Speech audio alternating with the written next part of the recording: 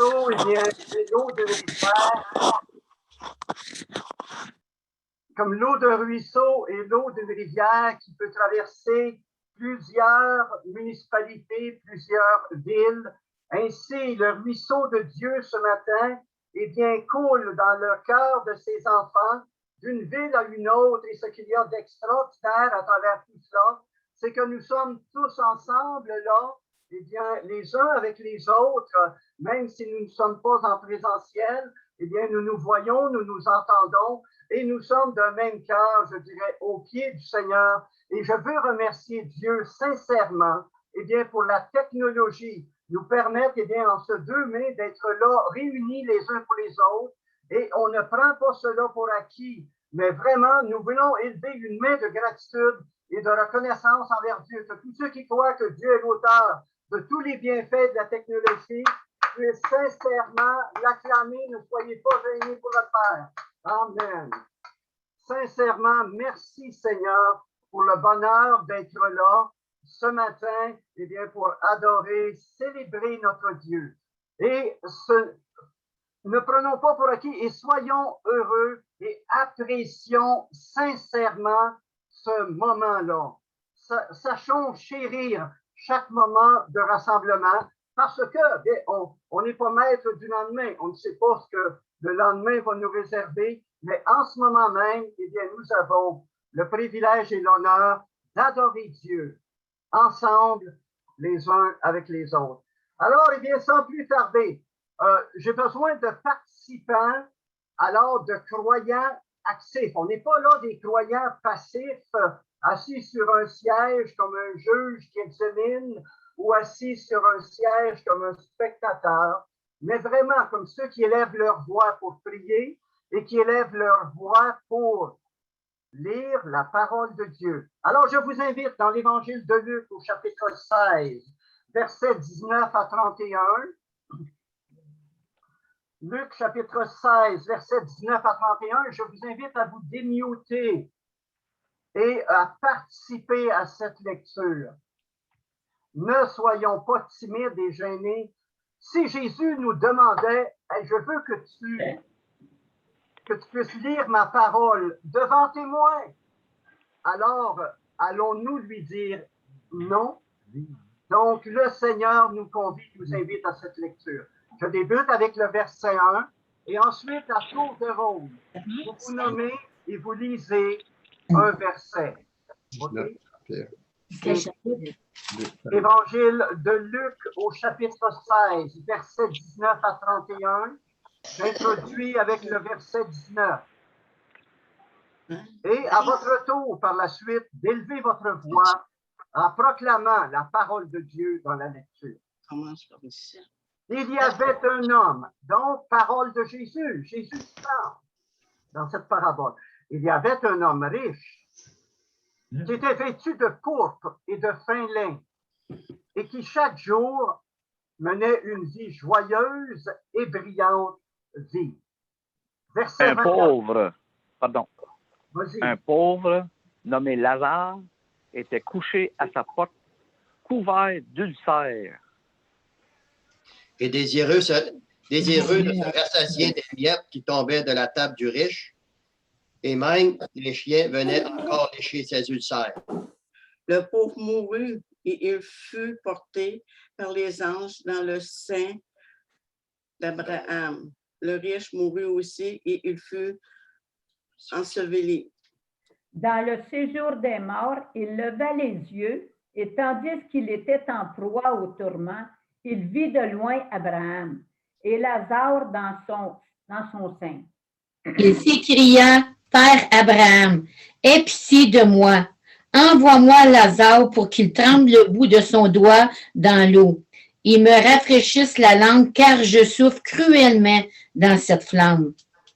Abraham répondit, Mon enfant, souviens-toi que tu as reçu des biens pendant ta vie et que Lazare a eu les maux pendant la sienne. Maintenant, il est ici consolé et toi, tu souffres. D'ailleurs, il y a entre nous et vous un grand abîme afin que ceux qui voudraient passer d'ici vers vous ou de là vers nous ne puisse le faire. Le riche dit, je te prie donc, Père Abraham, d'envoyer Lazare dans la maison de mon père, car j'ai 5 frères. Et pour qu'il leur atteste ces choses, afin qu'ils ne viennent pas aussi dans ce lieu de tourment. Abraham répondit, ils ont Moïse et les prophètes qui les écoutent. Et il dit, non, Père Abraham, mais si quelqu'un des morts va vers eux, ils se repentiront. Et Abraham lui dit, s'ils n'écoutent pas Moïse et les prophètes, ils ne se laisseront pas persuader, même si quelqu'un des morts ressuscitait. Amen et amen. On peut se remettre sur mute et est-ce qu'on peut dire amen à la parole du Seigneur? Amen. Amen. Amen. En disant amen, nous endossons cette parole.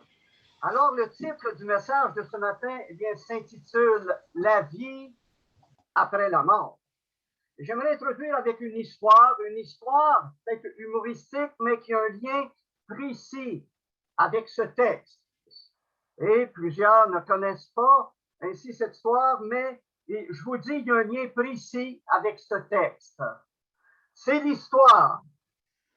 Eh bien, l'histoire d'un pasteur et d'un chauffeur d'autobus qui arrivent tous les deux au ciel en même temps. Et alors, donc, dans cette histoire, Saint-Pierre les accueille et les invite tous les deux à le suivre et disant, eh bien, je vais montrer tout d'abord au chauffeur d'autobus sa maison. Et il l'amène, c'est une maison somptueuse avec bain tourbillon, sauna, piscine, air climatisé, magnifique. Alors, ensuite, il s'en va avec le pasteur pour aller lui montrer sa maison. Le pasteur se dit en lui-même, imagine, si un chauffeur d'autobus a une maison comme ça, imagine-moi celle que je vais avoir. Alors, Saint-Pierre l'amène, il lui montre un vieux camp en bois rond infecté de souris, pas de fenêtre, pas d'air climatisé, pas de chauffage, pas de salle de bain. Oh! Alors, le pasteur insulté dit à Saint-Pierre, qu'est-ce que c'est que cette affaire-là? Moi qui ai un vieux camp en bois rond, qui a prêché la parole pendant des années, et le chauffeur d'autobus, c'est lui qui a une maison somptueuse. Saint-Pierre lui dit, écoute bien, toi, quand tu prêchais, tout le monde dormait. Lui, lorsqu'il conduisait son autobus en fou, tout le monde priait. Alors, défendu de dormir. Mais comprenez bien, alors la morale de cette histoire. Donc, ainsi, personne n'ira au ciel ou en enfer à cause de son titre, à cause de sa profession, de ses diplômes, ou de sa religion, ou de son rang social. De même que dans notre texte de ce matin, le riche, donc, n'est pas allé dans le lieu de tourment, n'est pas allé en enfer parce qu'il était riche. Le pauvre n'est pas allé dans le séjour d'Abraham dans le ciel parce qu'il était pauvre, mais à cause des choix, du choix qu'ils ont fait ici-bas. Ma destinée éternelle ou ma destination éternelle dépend du choix que je vais faire ici-bas, dépend de la position que je vais prendre pour le nom de Jésus. Alors, c'est ce que Jésus veut nous enseigner à travers cette parabole de l'homme riche et de Lazare. Alors, cette parabole, donc, Jésus nous enseigne, au verset 19, nous parle de cet homme riche qui menait une vie extraordinaire, vêtu de pourpre, de fin lin, qui menait une vie brillante et joyeuse. Ce que Jésus nous décrit à travers tout cela, c'est que cet homme vivait pour lui-même. Jésus n'a-t-il pas dit que celui qui voudra conserver sa vie la perdra, mais celui qui la perdra à cause de moi la retrouvera. Nous voyons exactement l'exemple de ces deux personnages dans ce que Jésus décrit en Matthieu 16, 25. Donc, le riche, il voulait conserver sa vie. Il ne voulait pas se soucier de Dieu, ni des autres. Ne connaissait-il pas donc, eh bien, ce commandement, eh bien, pour les Juifs qui devaient connaître cette grande déclaration, tu aimeras le Seigneur ton Dieu de tout ton cœur, de toute ton âme, et tu aimeras ton prochain comme toi-même. Alors, eh bien, il vivait pour lui égoïstement, insensiblement, orgueilleusement, sans aucune considération, ni de Dieu, ni des autres, encore moins des pauvres. Le verset 20 nous dit que le pauvre, donc du nom de Lazare, et ce n'est pas un hasard qu'il s'appelait Lazare, parce que le nom Lazare veut dire Dieu est mon aide. Ce que Jésus nous enseigne à travers ça, c'est que cet homme avait fait de sa vie, tout d'abord, eh bien, une considération que Dieu en était le maître. Il reconnaissait, eh bien, Dieu qui était l'auteur, eh bien, de son souffle de vie. Oui, il était couché à la porte du riche, il était couvert d'ulcères. Et même les chiens venaient lécher ses plaies. Wow, quel spectacle! Et le riche qui voyait ça de sa maison, le pauvre qui était là, et le riche complètement insensible, indifférent à ce commandement. Donc, d'aimer le prochain, insensible, à même lui apporter les miettes qui tombaient de la terre. Imaginez, quel cœur dur. Mais combien dans ce monde reflète cette attitude? Alors, la parole de Dieu nous met en garde et nous exhorte. Allez dans le Proverbe 21, verset 13. Proverbe 21, verset 13. Donc, nous avons vu précédemment, eh bien, déjà, ce que Jésus nous enseignait en Matthieu 22, d'aimer Dieu de tout notre cœur, aimer notre prochain, ce que le riche n'avait aucune considération, ni pour Dieu, ni pour les autres.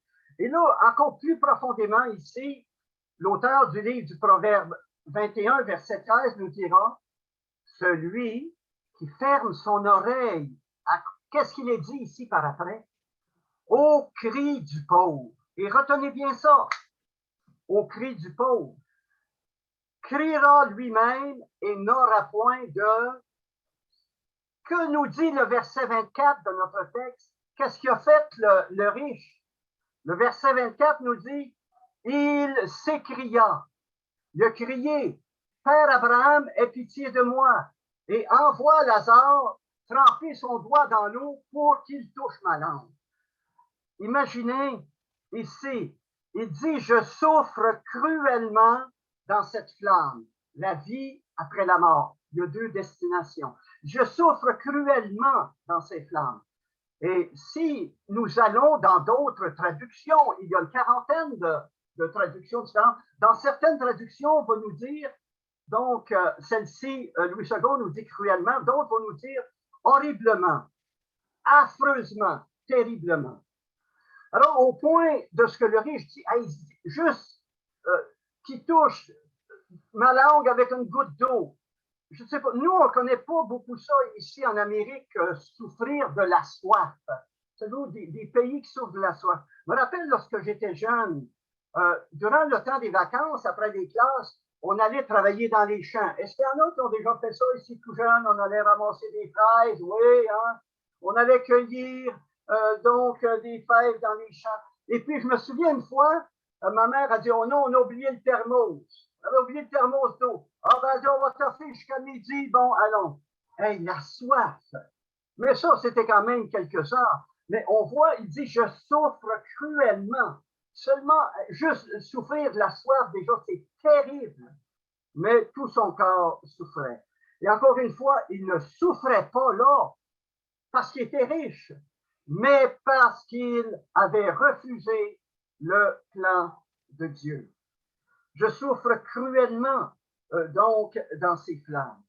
Et Jésus parlait, il y a plusieurs définitions. Dans Matthieu chapitre 8, verset 12, Jésus parle de ceux qui l'auront rejeté. Ils seront jetés dans les ténèbres du dehors où il y aura des pleurs et des grincements de dents. Alors, on voit, donc pour le riche, c'était irréversible. Il ne pouvait pas revenir et se reprendre. Il était trop tard. Donc, il avait ici-bas choisi sa destination. Il avait refusé Dieu et a eu les conséquences de cela. Donc, il n'y a pas, ce texte nous enseigne, frères et sœurs, quelque chose de très important. Il y a plusieurs leçons dans ce texte extrêmement importantes et surtout dans le contexte d'aujourd'hui. D'abord, une des leçons ici, Hébreux 9, 27, allez lire cela. Hébreux 9, 27, une des leçons que nous donne ce texte. Donc, c'était irréversible. Le riche, il ne pouvait pas se prendre, il était là. Il était là, donc, au siècle des siècles, de toute éternité. Hébreux 9, 27 nous dit, « Il est réservé aux hommes de mourir une seule fois seulement, après quoi vient le jugement. » Frères et sœurs, cela nous enseigne quelque chose d'extrêmement important. Il n'y a pas de réincarnation. Je dis cela parce qu'on entend tellement aujourd'hui, j'entends beaucoup des fois des artistes, des vedettes qui vont dire « Ah, moi, dans mon ancienne vie, j'étais un médecin. Moi, dans mon ancienne vie, j'étais un ébéniste. » Et on entend dire cela. Moi, dans ma prochaine vie, je serai un artiste. Non, il est réservé aux hommes de mourir une seule fois, après quoi vient le jugement. Attention à ces pièges du diable de penser qu'on peut se reprendre. Il y a, vous savez, avec la mondialisation, ça a apporté évidemment beaucoup de produits étrangers et merci Seigneur. Donc, nous bénéficions, alors il vient de beaucoup, que ce soit de technologie, que ce soit de biens matériels. Merci Seigneur pour tout ça, nous bénéficions. Mais avec la mondialisation aussi est entrée toutes sortes de philosophies et de faux enseignants, des doctrines philosophiques hindouistes et bouddhistes qui enseignent, comme il y a des mouvements autour de nous, ici au Québec, et je connais un mouvement qui s'appelle la Fraternité de l'Ange. Et ce mouvement, je connais des personnes proches qui sont dans ce mouvement et qui enseignent la réincarnation. Et des gens proches que je connais, eh bien, qui croient, Dieu comme faire leur espérance et dans la réincarnation, d'être réincarné en un oiseau, d'être réincarné, eh bien, en un autre personnage. La Bible dit qu'il est réservé aux hommes de mourir seulement une seule fois. Retenez ce verset d'Hébreux 9, 27 pour répondre à ces détracteurs et à ces fausses philosophies qui sont là et qui se multiplient beaucoup présentement. 2 Timothée chapitre 4, verset 3. 2 Timothée chapitre 4, verset 3 nous met en garde, nous avertit aussi en nous disant « Car il viendra un temps où les hommes ne supporteront pas la saine doctrine. » Ne supporteront pas, et bien d'entendre la saine doctrine, oui, donc qu'il y a un jugement, oui, qu'il y a une condamnation, non, qu'il n'y a pas de reprise, qu'on ne peut pas se réincarner, réincarner. Les hommes ne supporteront pas la saine doctrine, ayant la démangeaison d'entendre des choses agréables, se donneront une foule de docteurs. Donc, ne supporteront pas la vérité qu'il y a un enfer, qu'il y a un jugement, qu'il y a une condamnation. Alors, mais, donc, ne supporteront pas cette doctrine. Ayant la démangeaison d'entendre des choses agréables. Ah ben, c'est pas grave, tu te reprendras d'une autre vie. Ah ben, c'est pas grave, eh bien, il y a le purgatoire. Tu vas expier tes péchés, puis après ça, tu vas pouvoir rentrer au ciel. Fausseté.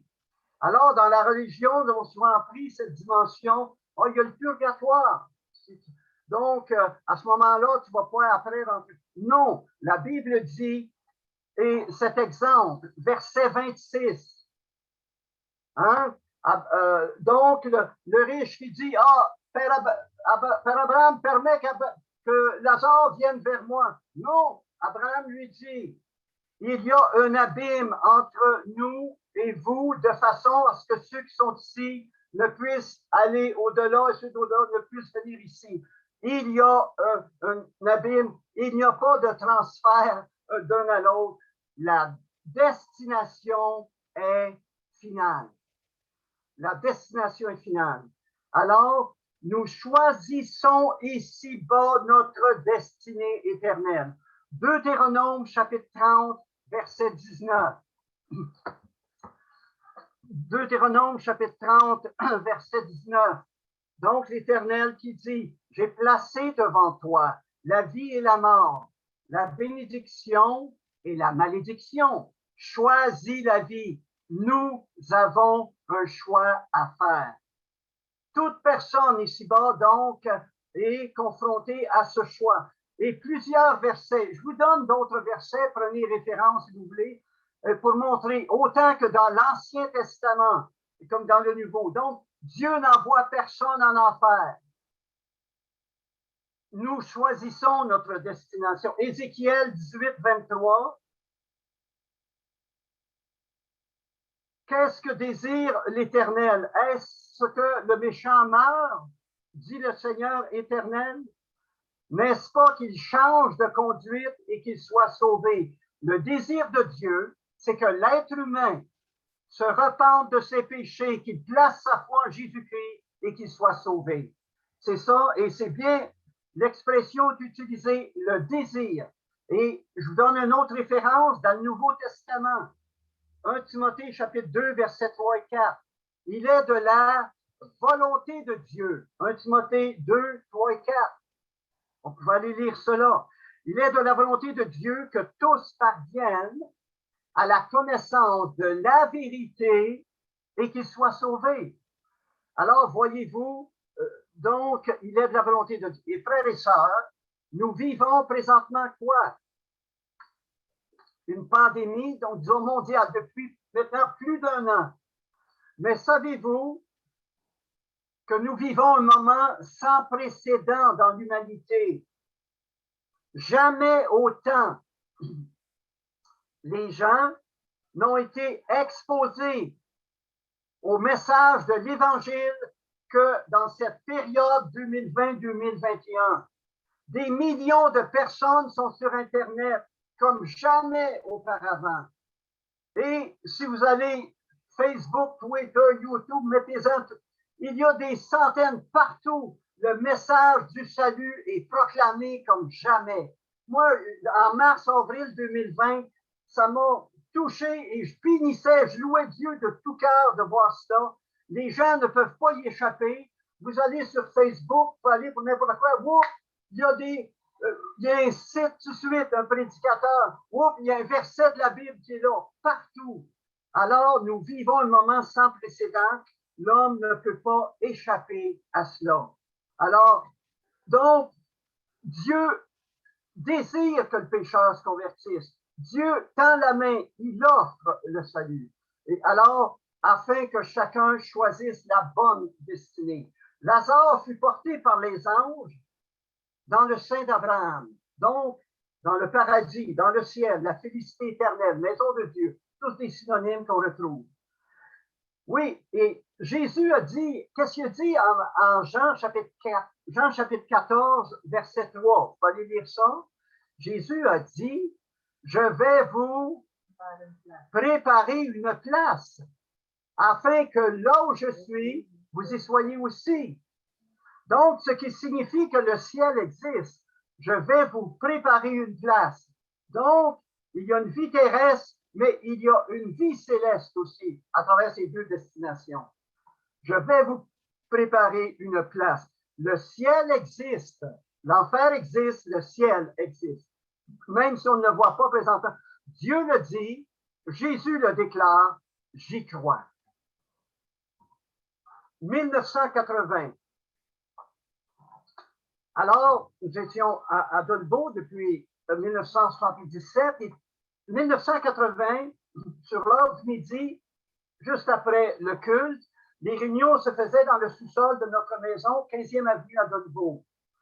Alors, soudainement, l'heure du midi, quelqu'un frappe à la porte. Il entre et je vais ouvrir. Il dit, es-tu le pasteur et mon clé? Il dit oui. Il dit, un jeune homme qui travaille chez nous du nom de Régis Frigon. Alors, lui, il dit, moi, il dit, je suis le gros Paul. Ce jeune homme travaille chez nous, Régis Frigon, il me dit, Donc, il faut se repentir, il faut accepter Jésus. Et puis, il dit que tu prêches que le ciel existe. Et puis, ainsi, eh bien, qu'il faut se préparer parce que le ciel existe. Et puis là, il me dit, t'es donc bien innocent pour croire au ciel. Et là, moi, au-dedans de moi-même, je dis, Seigneur, tu promets de nous donner ton esprit, que lorsqu'on fait face à quelqu'un, tu vas nous donner parole. Seigneur, ah ouais. Et puis là, il dit, tu seras, t'es bien innocent. Il dit, pourquoi? Il dit, t'es jamais allé au ciel, il n'y a jamais personne qui est revenu. Et soudainement, l'esprit me dit, je lui pose la question, êtes-vous déjà allé au Japon? Il dit non. Je dis, pourquoi y croyez-vous? Ben, il dit, j'ai entendu parler. Ben, j'ai dit, moi aussi, j'ai entendu parler du ciel. Dieu m'en parle dans sa parole. Puis je dis même, il me dit les dimensions de la Nouvelle Jérusalem. Il dit, savez-vous les dimensions du Japon? Ah, ben, tu sauras, là, tes affaires. Et puis là, ça partit. Ben, il dit, tu sauras que le gros Paul, c'est lui qui mène sa vie, puis Dieu, il n'y a pas d'affaire là-dedans. Moi, je mène ma vie. Ben, j'ai dit, prenez garde. Le gros Paul, il peut s'apercevoir qu'il ne mène pas grand-chose, que Dieu est bien plus puissant au-dessus de vous. Bon, il dit, Sarah, tu ne viendras pas me dire quoi faire puis m'amener. Il s'en va puis il claque la porte. 3 ans plus tard, Régis Frigon vient me voir, c'est un chrétien de l'Assemblée. Il me dit, Raymond, te souviens-tu, il y a 3 ans, quand je travaillais au garage du gros Paul, il dit, je viens d'apprendre, il dit qu'il est pris d'un cancer, il est à l'hôpital à Chicoutimi, en phase terminale. J'aimerais ça qu'on irait le voir dimanche prochain. Donc, ça, c'était à peu près vers le mercredi. Je dis, d'accord, on ira. Le dimanche après-midi, on s'en va à l'hôpital de Chicoutimi. On arrive donc à l'étage et là, on demande à l'infirmière, on s'en vient pour voir M. Paul. Et puis elle dit, ben, en principe, c'est juste la famille. Elle dit, venez avec moi. Elle nous amène tous les deux à l'entrée de la chambre. Et puis elle dit, M. Paul, je ne dirai pas son nom de famille. Alors, connaissez-vous ce jeune homme-là? Il dit, oui, ça c'est Régis Frigon. Il a travaillé pour moi. Faites-les entrer. Elle dit, lui, il dit ça, c'est un pasteur de l'Évangile. Faites-les entrer. Frères et sœurs, je vous dis, ça a été un moment divin. Autant le gros Paul dans la maison il y a 3 ans, qui m'avait dit espèce d'innocent et d'imbécile, autant le gros Paul était devenu petit. En plus, c'est vrai qu'il était corporant, mais là, je peux vous dire, il était gros comme ça. Alors, il dit, tu avais raison, je ne mène rien. Cet homme-là était effondré.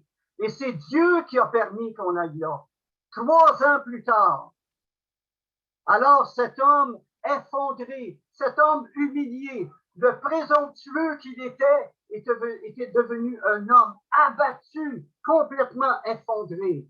Et alors, eh bien, il dit, je me repens. Redis-moi ce que tu m'avais dit qu'il faut que je me repente. Et cet homme-là, eh bien, avec larmes, et l'infirmière était restée au bord de la porte. Je vous assure,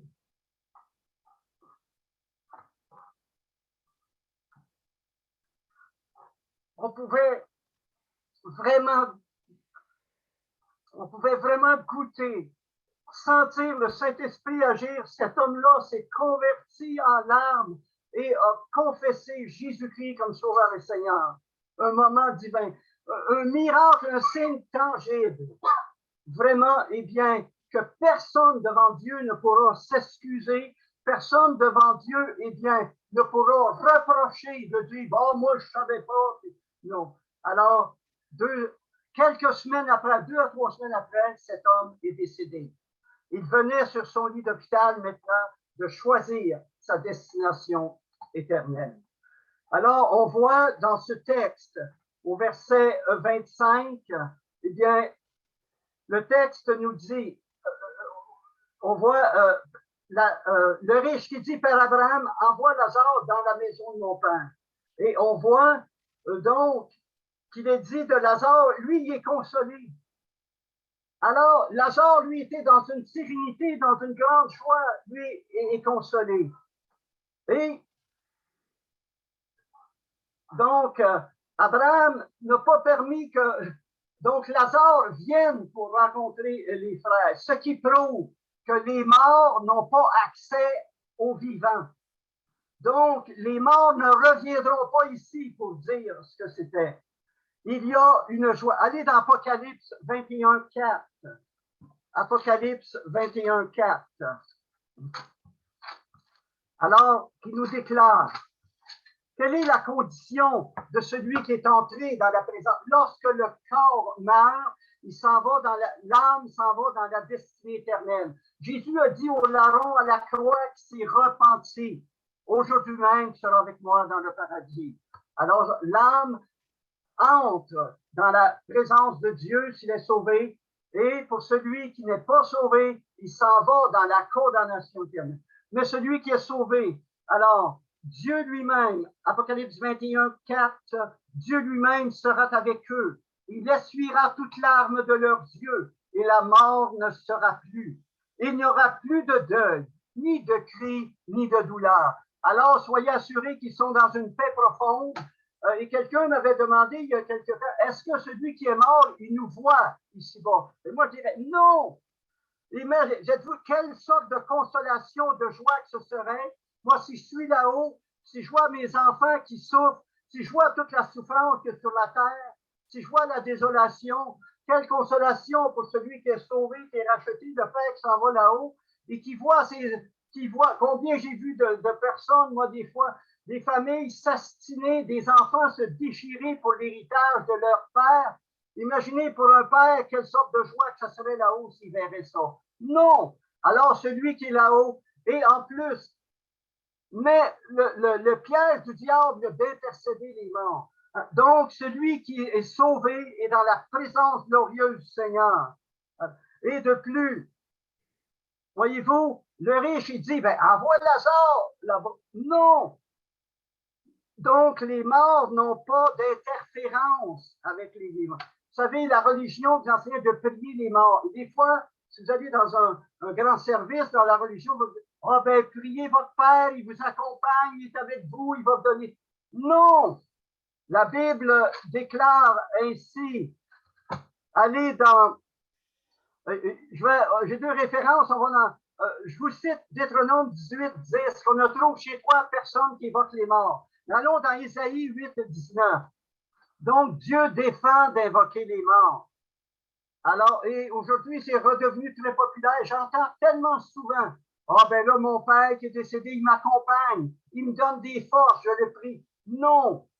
Dieu dit, donc, Isaïe 8, 19, si l'on vous dit, consultez ceux qui évoquent les morts et ceux qui prédisent l'avenir, qui posent des sifflements, répondez, un peuple ne consultera-t-il pas son Dieu? Est-ce qu'on s'adresse aux morts en faveur des vivants? Donc, la Bible est claire à ce sujet-là. Donc, il y a beaucoup de leçons dans cette parabole que Jésus nous enseigne. Ces vérités bibliques qui nous sont données. Donc, ne prions pas. Et si des gens autour de nous disent, alors sachons proclamer la parole de Dieu qui est la vérité.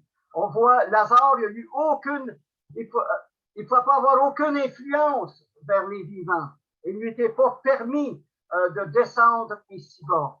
Donc, il y a ces deux destinations, le ciel et l'enfer. Alors, chaque personne a à faire son choix ici-bas.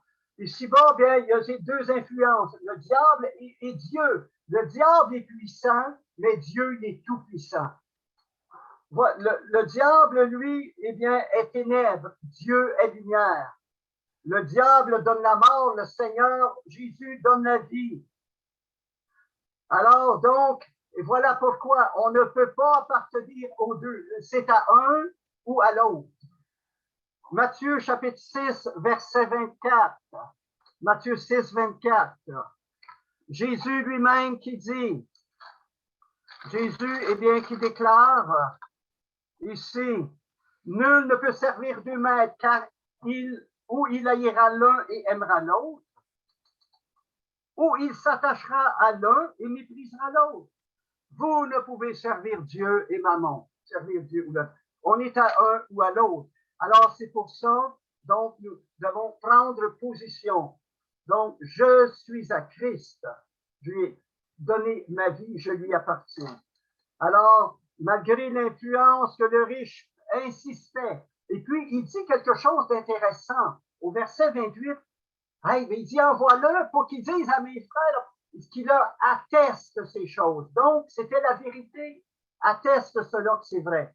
Et Jésus va confirmer, encore une fois, un autre exemple, je vous cite la référence Matthieu 25, 34. C'est Jésus qui parle et qui donne l'exemple qu'il y a deux destinations éternelles. Alors le roi dira à ceux qui sont à sa droite, venez vous qui êtes bénis de mon Père, prenez possession du royaume des cieux. Ceux qui ont choisi le Seigneur Jésus, alors iront dans la félicité éternelle. Mais ceux qui rejettent le plan de Dieu, verset 41, retirez-vous de moi, allez au feu éternel. Alors, encore une fois, il y a une vie après la mort. Cette vie éternelle dans laquelle il y a deux destinations. Donc, il y a un monde visible dans lequel nous sommes, mais il y a un monde invisible aussi. Donc, ce monde invisible. Il y a une vie terrestre dans laquelle nous sommes présentement encore, mais il y a une vie éternelle, une vie céleste avec Dieu pour l'éternité ou sans Dieu, séparé de Dieu à jamais. Il y a un corps mortel. Allez dans 1 Corinthiens 15, 53 et 54. 1 Corinthiens 15, 53 et 54.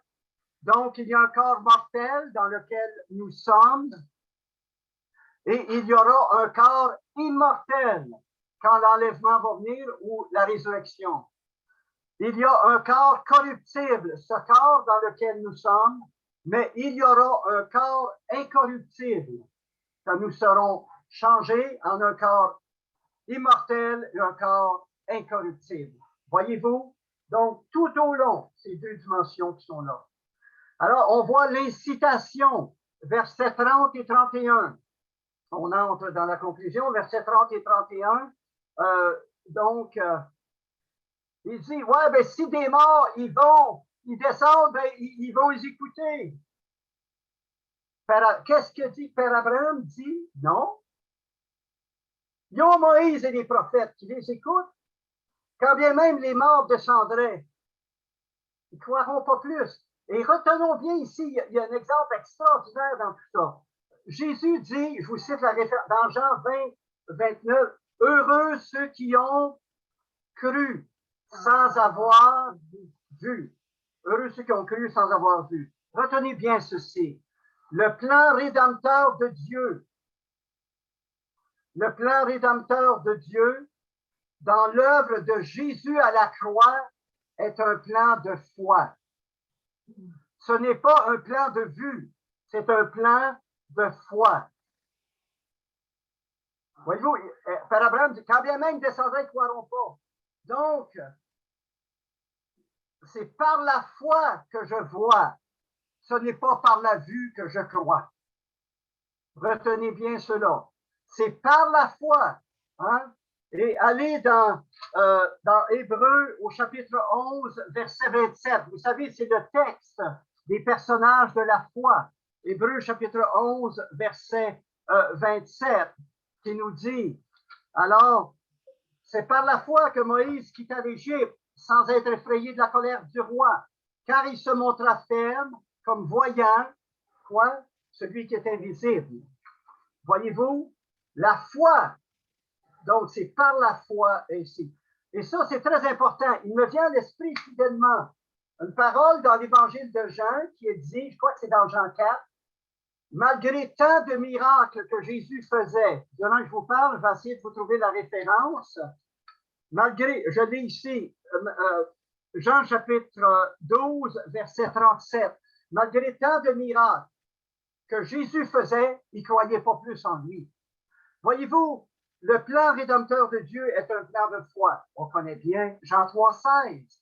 Car Dieu a tant aimé le monde qu'il a donné son Fils unique afin que quiconque quiconque quoi? Voit? Non.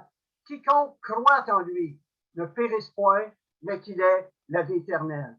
Alors, la foi est basée sur les promesses de Dieu. Et la foi, donc, Hébreux 11.1, voyez-vous, Moïse, il crut, et notre foi nous fait voir ainsi l'invisible. Donc, c'est pas parce que je vois que je crois, mais je crois, ainsi je vois. Qu'est-ce que Jésus a dit à Marthe?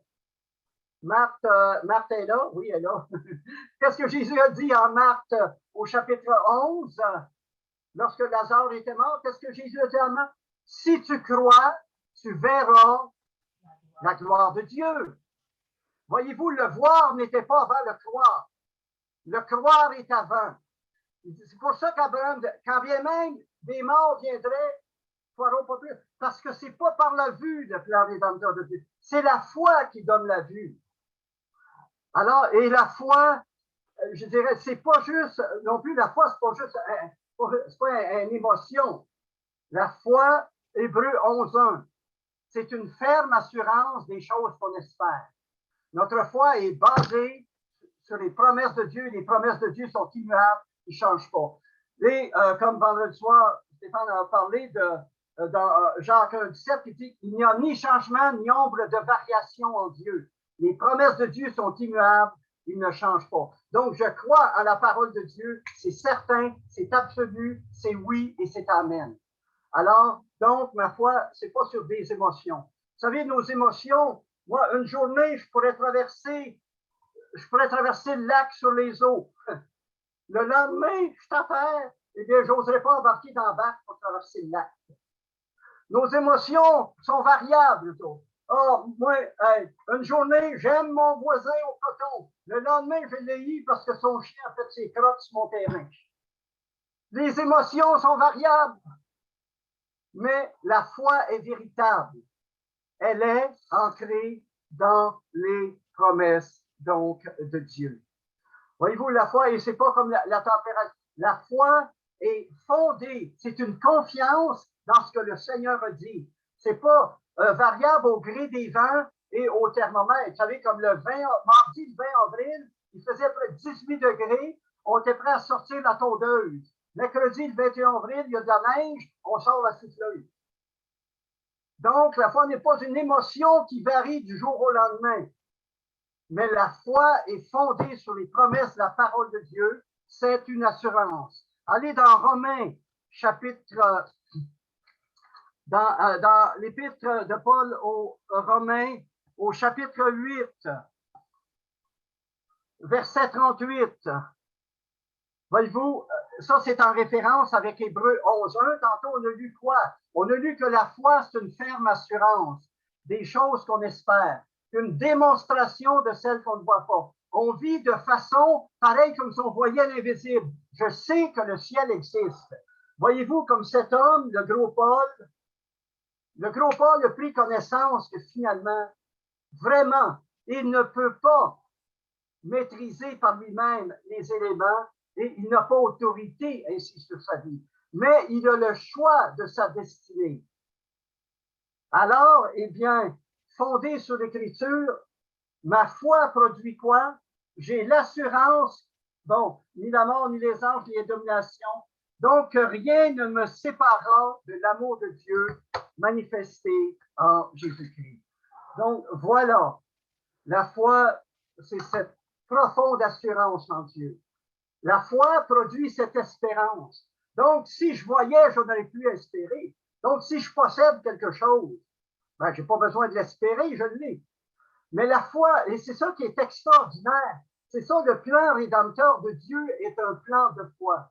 Jésus, qui encore une fois, qui dit, si tu crois, tu verras la gloire de Dieu. Alors, cette foi doit être inébranlable, parce que les promesses de Dieu sont inébranlables. Alors, je vous dis, comme disait le capitaine Bonhomme, les sceptiques seront confondus, parce que les promesses de Dieu sont oui, amen, les promesses de Dieu sont véritables, le ciel existe, l'enfer existe, le jugement de Dieu existe. Et alors, le plan rédempteur de Dieu existe, et c'est ici-bas que l'on choisit notre destination éternelle. avec le Seigneur Jésus dans une félicité, dans une joie, dans une maison certainement très somptueuse. Il y a plusieurs demeures dans la maison de mon Père, c'est Jésus. Mais tout cela, la maison ne dépend pas de nos titres, de nos certificats, mais dépend du choix que nous faisons ici-bas. Alors, donc, que personne ne prenne le risque, comme donc le riche qui se dit en lui-même, j'aurais donc dû, mais il était trop tard, il n'y a pas de reprise, il n'y a pas de réincarnation. Alors, la destination, vous savez, il y a une annonce qui dit, la destination est finale, et c'est vrai. Donc, après la mort, la destination est finale, c'est le ciel ou l'enfer. Alors, puissions-nous ainsi rendre gloire au Seigneur pour ce plan rédempteur de cette foi, c'est par la foi, ainsi dans l'œuvre salvatrice de la croix que nous obtenons les promesses. Et en terminant Hébreux 10, 23, cette promesse qui est là et qui nous déclare, Hébreux 10, 23, retenons fermement la profession de notre espérance, donc la profession de notre foi qui produit l'espérance. Car celui qui a fait la promesse est changeant? Non, est fidèle, est absolu. Prions.